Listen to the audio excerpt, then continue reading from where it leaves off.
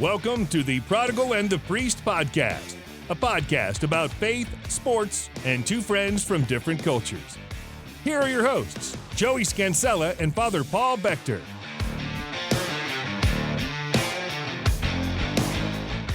Father Paul. Joey. What's up? Good. Prodigal. I mean, nothing. So used to me saying, how's it going? Prodigal and Priest and me, this is our question edition. This is where you ask the burning questions in your heart and we answer them. And Father Paul sips his coffee. Tea. Tea. Yeah. Hey, there's a new place in Capel we need to go to. It's called Tea Latte Bar. It's over.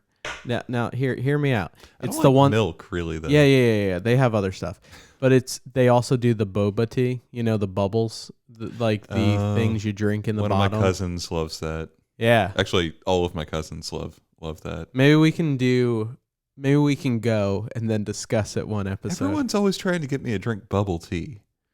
Yeah, I'm not a big fan of it, but they have other type of stuff. So it's just kind of weird because it's like, am I drinking a marble? And then it goes, I kind of like it though. Yeah, it's awesome. Except, there's always a lot of sugar in it. Just too much sugar. I'll tell them to hold the sugar for you. Okay, yeah. So there you go. So this is the question editions where you guys ask your questions. We give our best shot at them. You all have submitted some great questions for this week.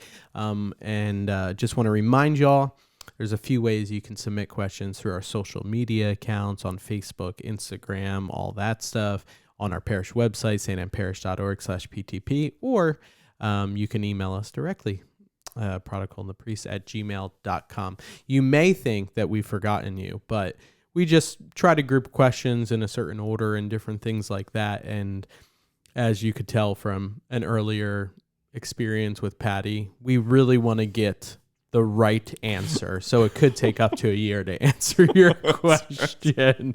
So, all right, let's jump in. One of the more recent questions I thought was just kind of interesting was, so did you hear J.J. Watt went to the Arizona Cardinals? I heard that he was looking to go somewhere. I've been kind of checked out from sports after the Super Bowl. Yeah, so it's interesting that somebody asked, like, what is your guys' thoughts? Interesting. Yeah, and the whole reason was like, well, he's leaving so that he can go to a contender, all this, and people were thinking maybe Green Bay, Buffalo, the Ravens, the Houston Chiefs. loves him, though. I know. He'll always be like a Houston he didn't leave son. on bad terms. I don't think so too much. I mean, but you still kind of battled some injuries and stuff, right? Didn't he like break his back and his arm several times? It's crazy. Legs and stuff. But pretty much the question comes in and says, how do y'all feel about the fact that he says, like, I want to go play for a contender, and then he chooses the Cardinals, who were 8-8 last year? Do you really feel that he, like, did he just want out, or did he actually want to play for a contender? I'm not saying the Cardinals, I mean, they look good early on, but then trash towards the end, you know? So, I don't know. General thoughts? Do you have any? I think they're an exciting team to watch, and they've got a bright future. And in that sense, they're a contender. Kyler Murray's fun. Yeah, no, he's awesome. Texas boy, Allen High School. I didn't know he was DFW. Cool. Yeah, same high school. Allen is like the super high school, right, of football? Yeah, it's the one they have that like literally stadium. Yeah. Yeah, Father Kevin, Rev Kev, went to Allen High School. He was in the Allen marching band. Shout out Rev Kev, who used to be here. So definitely doesn't listen to our podcast. Oh, he will today. So do you have an issue though, being like, it would be like you saying, I want to go to a different contender. Diocese. Yeah, and then you pick like Fargo. I don't even know, just like random thing. Juneau. You know, I just really want to serve a lot of more people, and then you go to Juneau, Alaska. Yeah, no, that's an interesting thing, but it's hard to make an analogy with the diocese thing. Wait, you can't just trade It's just offer, hey, can I waive my contract with this diocese, even though they put me through my study abroad and my study abroad. Yeah, like we'll give you, $2,000 plus prospects. Yeah.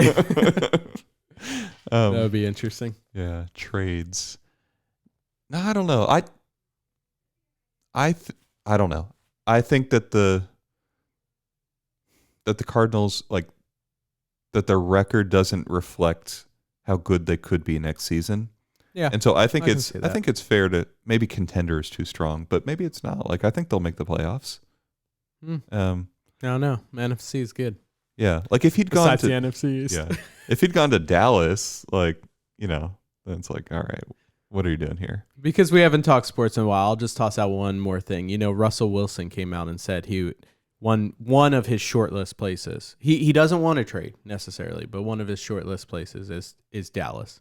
Would you take Russell Wilson over Dak? If you had the chance tomorrow, you just like trade 1 for 1. I mean, because you're a Cowboys fan. Yeah, it's complicated. I think we need to just like break everything and rebuild. Like our defense is so bad that I don't even think. Like I think Russell would be an upgrade from Dak, at least for 1 year or 2 years in short term. There's a big question about how well is Dak going to recover from that catastrophic injury. It seems like he's recovering quite well. Yeah, and like on paper, Dak is a really good quarterback and is up there with Russ Wilson. Like, I think the eye test, that's what they say. For the eye test, I would take Russell Wilson, but I just don't know why we would make a move like that this season, because I don't think that we have any ability to contend. Yeah. Interesting. I think we have, a historic offense, but just no defense, and you can't do anything with no defense. Yeah. Should be interesting with the draft and all that. Yeah. So, all right, let's jump into some theological questions.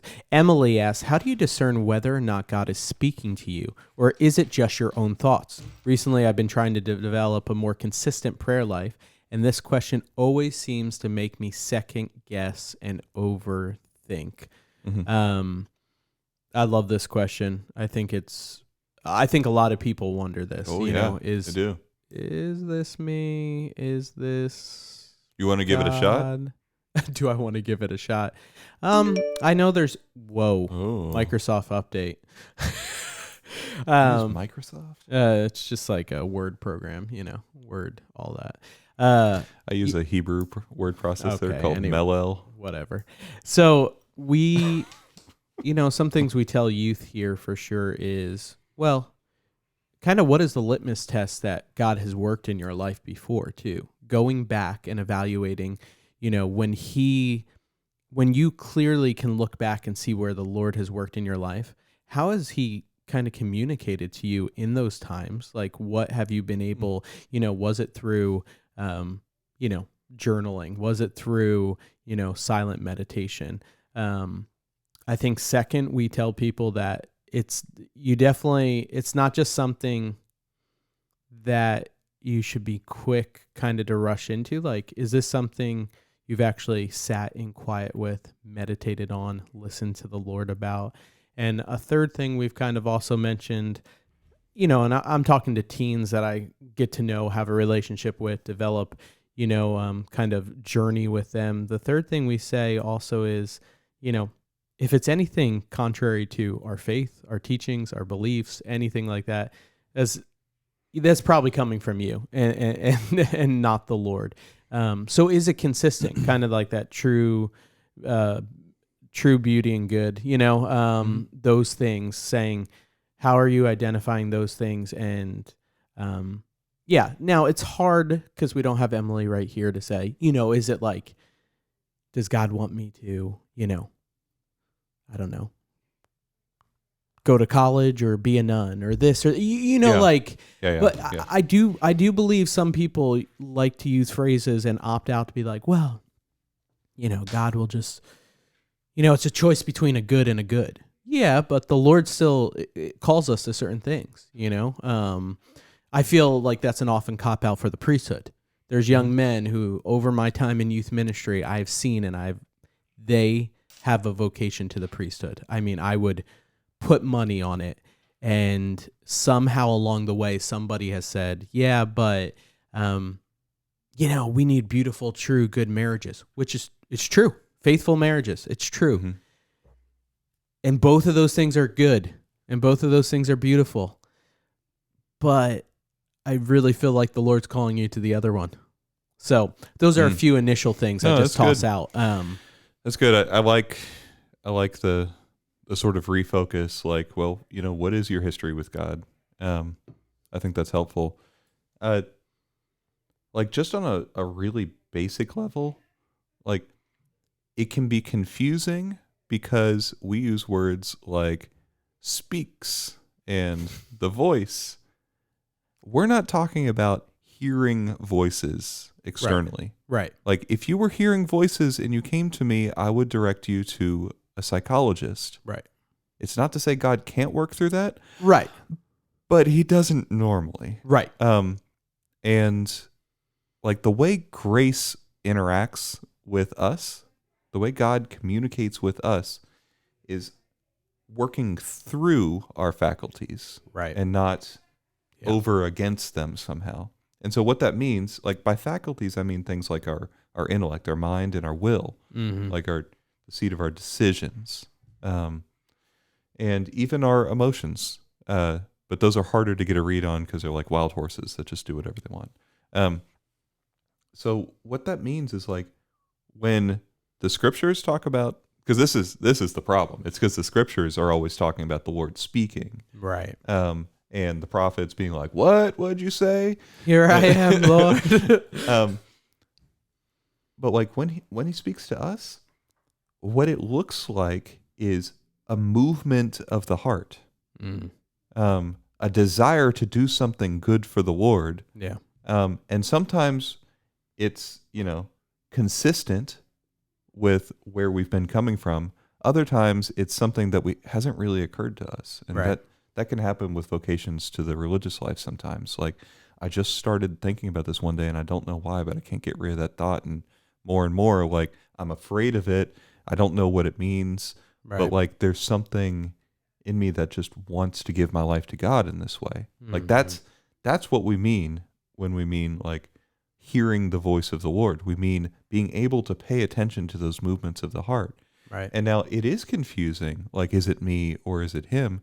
Because it's both when God is speaking through us like that. Yeah. Right? It's not, a thought. Like, even if it's a thought that comes to me, like this idea, like, I want to go and serve the poor in this way. Like, it's working through our faculties, right? It's not coming from the outside in this way. His grace is moving us sort of from the inside. Yeah. And so it is both. And then it becomes like, well, is it a good thing or is it something contrary to the faith? Right. And a really helpful thing, like to sort of put aside what you were saying about vocations, which is a really good point, and that's something that we should go into another time. Yeah. But like the church has declared for a very long time now. The Second Council of Orange was one of the sort of official declarations of this principle, but then it's taken up into the formal language of other councils, like even Council of Trent much later, that every good action and every good inspiration for a good action, every good thought that we have begins with a movement of God's grace. Yeah. Which is to say, like, you can keep going back and you're not going to get to a point where it's you first and then God. Right. And that's something that the church clarified with Augustine against the Pelagians and all this stuff. Like, is it God or is it me or is it both? And how does it work? Like, when it comes to good desires, a desire for a good action, it's always God moving first. It's like that song, "Every good and perfect gift comes from you." Like there's it's a praise and worship. That's not the name of the song, but it's like the bridge of it. It's like every good and perfect. That's exactly it. I'll send it to you. So like we shouldn't reduce, right? Because it uses this metaphor of speaking and of the voice and stuff. We shouldn't reduce or sort of like box in the way God communicates to us into just this thing that can only happen when I'm at prayer and I have to listen really hard and like it's a still small voice and that. Like every good intention and good desire we have comes from God. Yeah. That's God speaking to you. Right. In this metaphorical way of like moving you by grace towards something good. And we have to go to prayer and dispose ourselves and reflect on these things and and all that if we're going to be able to hear that. That is, notice it, pay attention and cooperate with it. Right. And like sometimes we have a good desire that can't be fulfilled in this moment, but we know that it's from God, but we don't understand how it's going to work out. Yeah. And that can cause a lot of confusion on our part, and that's a call to patience and to trust. And you know, he calls Abraham out from his from his homeland before telling him where he's going to go. And I guess Abraham just picks a direction, but it's like, like that's the commandment, you know, go and then I'll show you where when you're on the way. And that's really how it is in this sort of relationship with God and learning to listen to his voice and to cooperate with it. It's like, okay, I have this good desire, and I know that since it's a good desire, it's from God. I'm going to take a step in that direction. Yeah. And then reevaluate, and then take a step in that direction, reevaluate. And it can help, and this is not a pitch for a spiritual director per se, but it helps to have somebody, even if that's a good friend who's walked with you over time. Especially if that's a good friend. Who knows you and they is can like, probably help you more than I can. Yeah, definitely. For sure. So I think that's great. If Emily has any follow-ups, I'm sure she'll reach out to us. So here's a fun one. Chris says, so Pope Francis just made a decree about women as acolytes and lectors, but didn't we already have them before? Was it just something that previous popes allowed/tolerated, kind of like extraordinary ministers of communion? Something to do with subdeacons and other orders pre-Vatican II. I'm sure you guys can clear this up for us. Yeah. So this was beginning of February? Yeah, it feels like at least a month ago, but yeah. And this kind of goes. I'll frame it by saying, you made a good point. When we use the term like God speaks, people are thinking voice, right?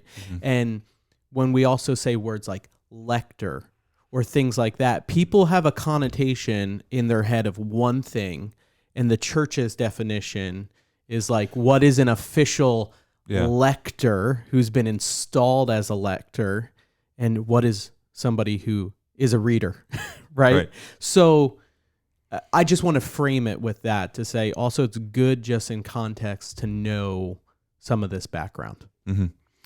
Yeah. So the background is that there were historically a bunch of things called minor orders, and that those were stages that you would pass through in seminary and would be conferred upon you.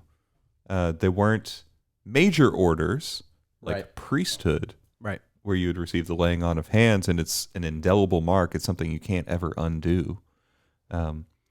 Like you are a priest forever when you're ordained in the line of Melchizedek. When you're ordained a priest, even if something terrible happens and you're dismissed from the clerical state, or you leave or whatever, like that mark of being conformed to Christ in persona Christi Capitis, in the person of Christ the head, like that never is undone. It's like the mark of baptism that we receive is never undone, even when people formally defect from the church and like will do all sorts of weird stuff in like atheist circles, like even have a reverse baptism with a hair dryer to try and dry out the waters of baptism. Like it's just silly. But like we know that mark never leaves. Like baptism changes you. You're adopted now into the family of God, and you can turn your back on that grace, but like that's always there. You can always turn back to it. Yeah. Repent. 3 indelible marks, by the way: baptism, confirmation, and holy orders. Bam. And then you could get 2, right? You could get it for a priest as a ordained as a priest, and then a second indelible mark ordained as a bishop, right? There's some controversy over how exactly that works. Nice. I love it. I fall on a different side. We can get into that some Yeah, other yeah. time. Well, maybe somebody question. can submit a follow-up question. Yeah, But what is a bishop exactly? what purpose do they actually serve in my life? Hypothetical. Anyway, going back to it. Yeah, but going back to this, so there used to be a lot of minor orders. I think there was like 7 or 6, depending on how you count. And like Porter was the first one, the guy who would open the door. And it's like anybody can open a door, but this is a special thing Right. as you're advancing towards priesthood. So that's where the minor orders come from. And then with the reformation of the liturgy, after Vatican II, the minor orders are reduced to 2, acolyte and lector. Acolyte, someone who serves at Mass and is involved in liturgy as, someone who's helping, basically. Right. And lector, someone who reads.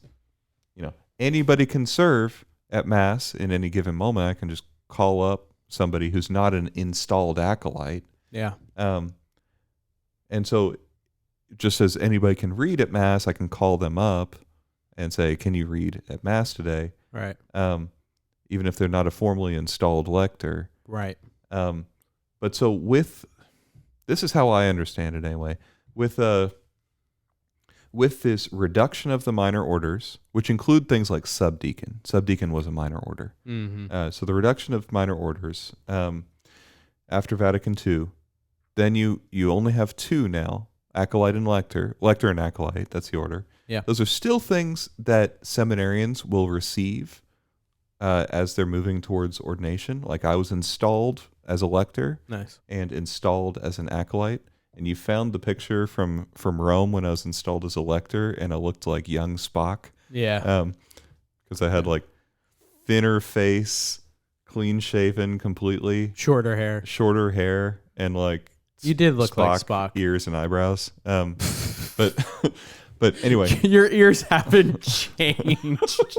You have the same ears, although your ears and nose always do grow your entire life. that's I at least I've been told that. Maybe we can verify that with your uncle who's a doctor.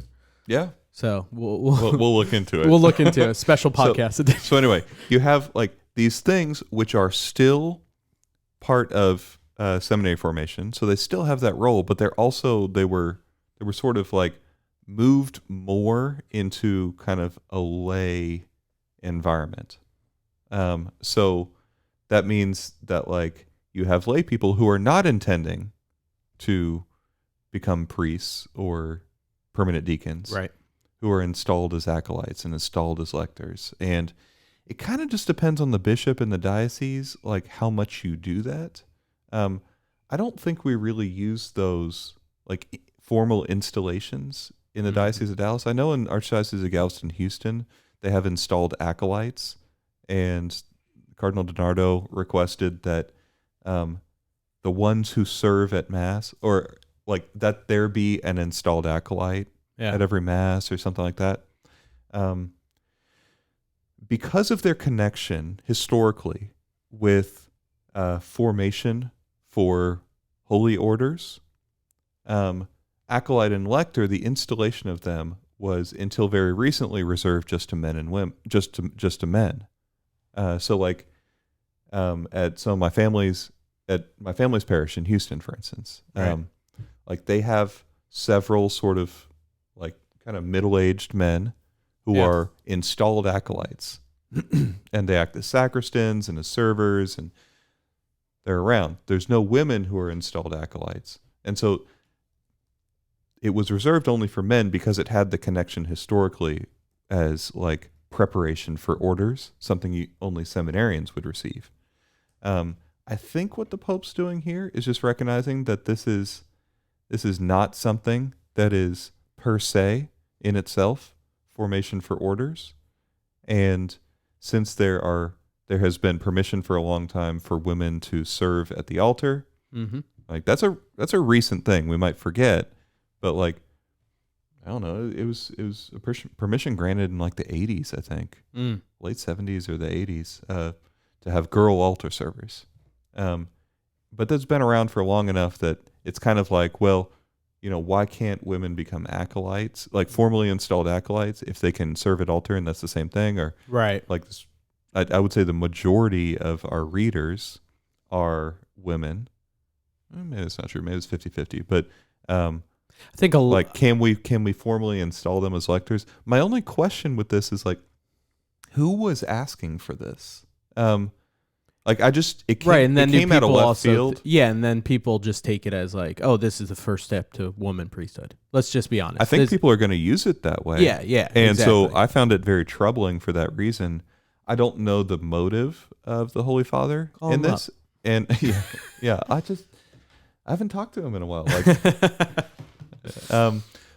And so I don't want to ascribe motive there. But I know that there are plenty of people in the church who are going to say like, well, here we go. We're starting to chip away at this, and that's going to lead to women deacons and to women priests. And the church has already spoken very definitively about that over and over and over. That like we have no authority. It belongs to the deposit of faith. Right. Big T. That only men, big T tradition, that only men can be priests. And that's not something that's meant to be exclusive, but that's the way it is. Right. And then women deacons historically are a different thing, meant to be primarily assisting with baptism in the early church, which involved stripping down completely. And so you would have to have like people assisting in the diaconia, the service, who were of the same sex. Gender, So like, there are definitely people who are going to try and use this, right, to like rally another sort of push for women priests and women deacons. And so I think it's really unfortunate, and that's why I'm kind of wondering like, where was the call for this? There are very few dioceses. They're mostly in developed countries that use installation of acolytes and lectors to begin with. Yeah. Is the desire that every diocese begin installing, like actually using this thing? Maybe. Yeah, maybe. And in sort of opening it up to women and men, it reflects the permission already granted by the church for women and men to read and to serve. Yeah. Maybe that's it. It's just like I know that there are a handful of dioceses in the United States that have installed acolytes and lectors. Yeah. But I could only really name Galveston, Houston off the top of my head. Right. So it's a weird thing. It's a good question to ask. I know historically where this comes from, and I know the current situation now. I don't know exactly why this, what the need for this was. Why now? And it does worry me because I think it will cause division in the church further. I can see that. So. All right, let's do a quick and one to finish up. This is Anonymous. You guys, and we talked about it a little bit before, so you talked several times about spiritual direction on the podcast. Say Father Paul, but Father Paul, can you talk about how to approach a priest to ask for spiritual directing, assuming a priest, but if there are others that should be considered to talk about? I just want to add something before I say this. I was talking to one of my priest friends who does listen to the podcast, and they're like, you got to let people know, really, priests are going to say no, and they don't have the time, not in a mean way. But I'm just putting it out there. That's why we do need to, I know there's a recurring statement that I often say, but I mean, we have to utilize the lay people, because I'll just use it as an example. Part of the tough part for me is I'm friends with a lot of priests, so I don't want to have my friend as a spiritual director, different things. I've literally never had a priest say yes because they're busy, different things like that. We shared the number of faithful. What was it? One priest to every 6,000 or 7,000. Didn't we do this? 1.2 million Catholics and about 173 or something? 173 priests. Yeah, I think it's like 6,000 or something like that. Most likely, priests are going to say no. You are the rare person right now who I've even heard who's taking as a priest, taking people. I just want to put that out, and I know that's tough to hear, and I know that's disappointing to hear. And that's why we need to pray for more vocations, and that's why. But we do need to tap into, like, there's many teens who I've journeyed with to say, okay, teens are young adults. Is there somebody who can walk with somebody in that way? You know, Right. So toss that out. Go. Yeah, no, that's an excellent framework. I totally agree with that. I would just add a couple points. So sometimes you'll read the saints, right? And they'll talk about how important spiritual direction is.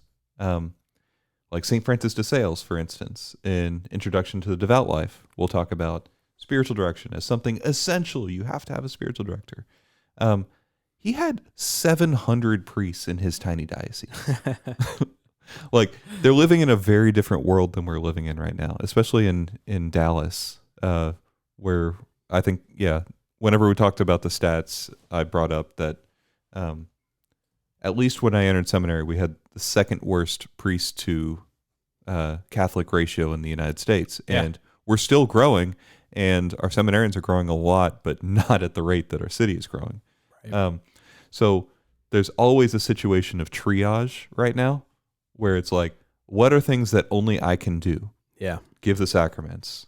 What are things that, and like, preach the word, right?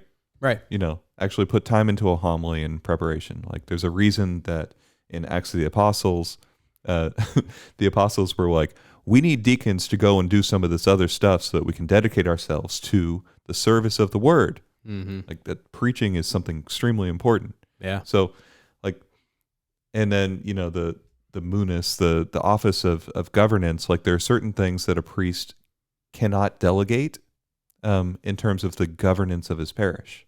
Like, he needs to involve everybody as much as possible, but he has been entrusted with governance, and so he has to be able to be present for that. Yeah.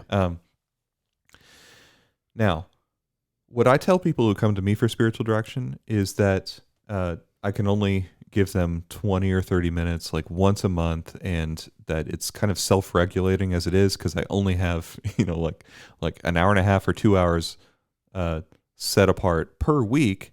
And, if you sign up for a spot, you sign up for a spot. If there's no spots, I can't do anything for you. Right. Like, and so that's how I deal with it. But one of the first things I'll tell them is, like, maybe you've done spiritual direction before where it was an hour and you're really able to unpack things and all that. Mm-hmm. Like, I can't do that.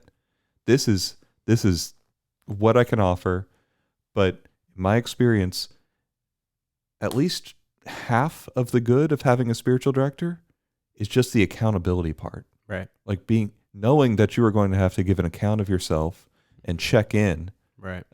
Like, calls us to a higher standard. Like, you don't want to have to come into spiritual direction and be like, well, yeah, I basically didn't do anything that we talked about. And it's like, why are you here? You're not trying. Right. And that happens in any kind of relationship where there's trust. Like, that should happen. Not just in the priesthood. That should happen with our connect groups. Yeah. That should happen in your friendships. Like, it's kind of an artificial thing that you would come to a priest to do that just for accountability.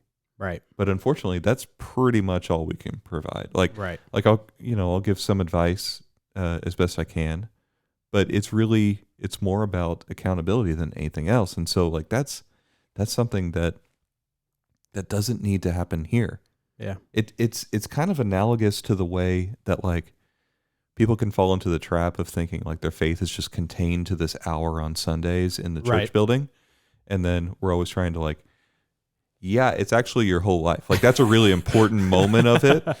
But then from there, it's supposed to flow into every facet of your life. To think of, like, I could only receive direction and accountability and help in my spiritual life by going to the church is to reduce it way too much. Like, we should be able to talk about our spiritual lives with each other. Yeah. And not just with anybody. Like, there's a certain modesty about it, but like, to have someone you trust, like, that's the important thing. Absolutely. And there's some stuff that like a priest, because of his experience and his training, may be able to offer. But like, this is the other thing I want to say about this, just to close us out. Like, okay, think about the development of a human being. Like, you have sort of 3 stages of childhood, adolescence, and being an adult. Right. And you can describe those 3 stages in terms of your ability to feed yourself and feed others. So a child is one who is fed, has no ability to feed themselves. Right. An adolescent knows how to feed himself. He knows where the fridge is, where the pizza rolls are, like probably can order DoorDash if he has his parents' credit card, like that kind of thing. You're becoming a self-feeder when you're an adolescent. That's a distinction between one who is fed as a child and one who can feed himself. Think of the faith when I'm talking about this, because it's an analogy. When you become an adult, you learn how to feed others. Yeah. That's what it is to be a parent. And so that reality, right? That reality for natural parents, right? For you with your family, you didn't know how to be a parent until you had your first kid. And then you had to figure it out. Like, you probably felt very unprepared for that, even after reading books and going to classes or whatever you did to prepare classes. Whatever parents do. Yeah, whatever parents do to prepare. Like you're gonna feel unprepared. Right. And then when the baby's there, you have to figure it out. And so you do. You become capable of doing this whole other thing you thought you couldn't do. Mm-hmm.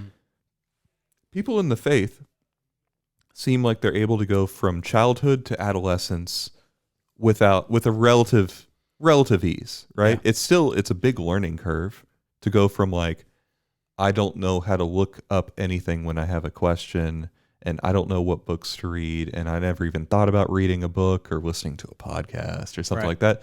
Like, Catholics can become self-feeders where they know what sources are good, and they know, where to go to be fed, to feed themselves. They know how to like do more than just Google a question, but actually discern between the entries that Google provides you. Yeah. But so many Catholics are afraid to take that step of becoming a spiritual parent, where you have to now feed others. Others now depend on you. And there's not really a good situation that forces you into it. People only learn how to be parents when they get forced into it by actually having the baby. Yeah. And now the circumstances have thrust themselves upon you in such a way that like you have to figure this out. Yeah. That doesn't happen in the spiritual life very much to people. It happens to priests because we get put in a parish where all of a sudden everybody's like, oh, you must have all the answers, so I'm going to come to you, and you just figure it out. Right. We don't come in with all the answers. Right. Like, you become a parent by being a parent. Yeah. In the spiritual life and in the natural life. And so, like, here's where I'm going with this. Like, to start thinking of, like, spiritual direction as something that you can provide, while recognizing in all humility, right, limitations. Yeah. But to say like, this is what it means to become a missionary disciple of Christ, somebody who spreads the gospel. It means becoming a parent in the spiritual life, right? Like St. Paul will talk about, and like this sort of like spiritual direction relationship. You don't have to call it spiritual direction. You can call it whatever you want, but like being able to talk about your spiritual life with a close friend or in the context of your small group,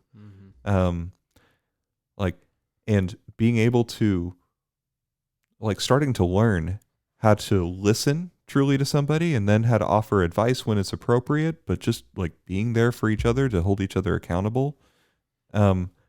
That's how you become a spiritual parent. Yeah. That's how you become an adult instead of an adolescent in the spiritual life. And so like, this is the way. This is the way. I have spoken. For the laity to like really transform their spiritual life is by putting themselves in situations where people start to depend on them in some way, and they depend on each other. And it's not all just like the priest is the only one who could could give counsel in this way or advice in this way. Yeah. If only we had more priests, then everything would be perfect. And Yeah. because we could all have spiritual directions and stuff. It's like, no, we have another way that's open to us here. Mm-hmm. And it seems like a good one, but we have to have the courage to take it. So there you go. Boom. On that, behalf of Joey Scansella, Father. That means I've spoken in Latin. So. There you go. This is the way. Yeah. Joey Scansella, Take Father Paul fiest. Bechter. Take care. God bless.